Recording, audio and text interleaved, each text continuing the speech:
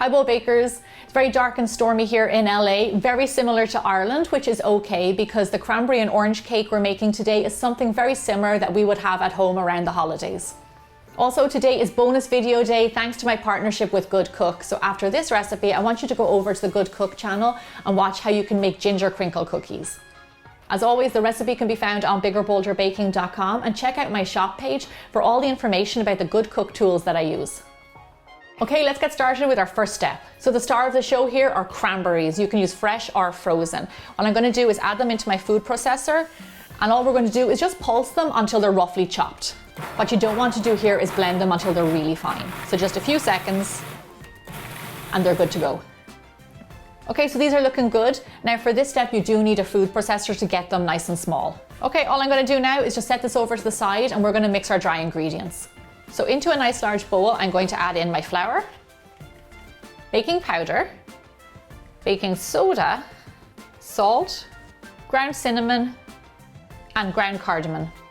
So if you don't have cardamom, you can leave it out, it's totally fine. It just adds a nice little bit of a different spice to the cake.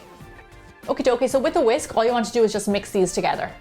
So this is looking good. Now we're going to mix together the rest of our ingredients. So into a separate bowl, we're going to add in brown sugar, some white sugar, eggs, and vegetable oil, and some sour cream. So the sour cream and the oil in this cake make it really moist and delicious. If you don't have sour cream, you can also replace it with yogurt and that will work really well. Also, if you don't eat egg, that's totally fine. You can still make this cake, and I'm going to put the substitutes on my website. So the next ingredients that we're going to add in make this cake really aromatic and perfect for this time of year. I'm going to add in some lemon zest. So this is one of my favorite tools. It's a Good Cook grater zester, and it just makes my life so much easier in the kitchen. So there's some lovely lemon. Here I have orange. So a little bit of this zest.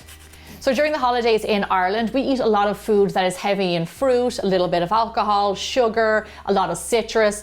It's just something that always transports me back to that time and reminds me of Christmas. Okay, lovely. Next, we're going to add in a little bit of orange juice.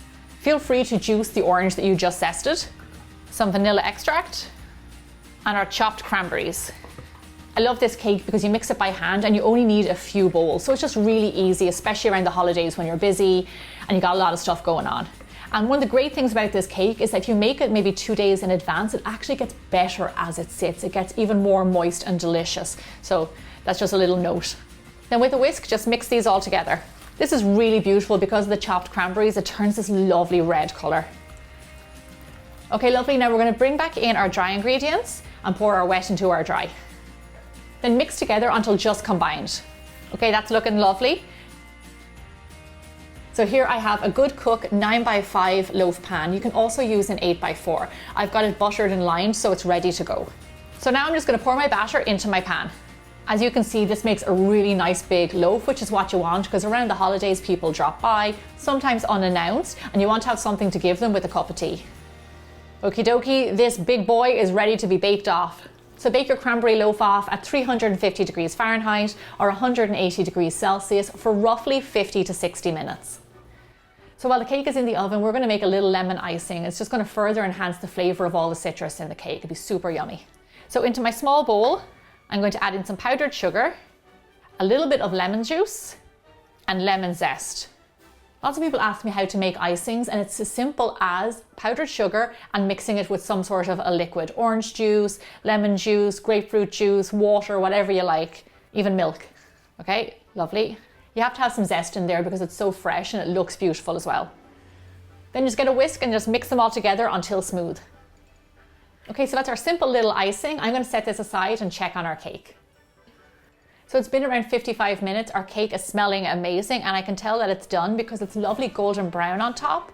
And also, if you push down in the middle, it's firm underneath your finger. So right now I'm going to set this aside, let it cool down in the tin for around 20 minutes. Once cooled, transfer your cake to a wire rack.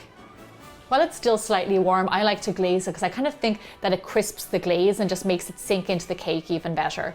So just generously drizzle over your lemon glaze. As you can see, I like to let it run down the sides because it just makes it really beautiful and kind of rustic looking.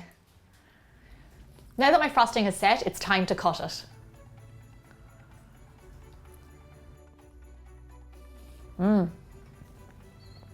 This is such a wonderful cake for the holidays. It's citrusy, it's fruity, it's incredibly moist. Without a doubt, put this cake on the top of your baking list this holiday season and give it a try. The holiday fun does not stop here. I want you to head over to Good Cook's channel and check out how you can make these amazing ginger crinkle cookies.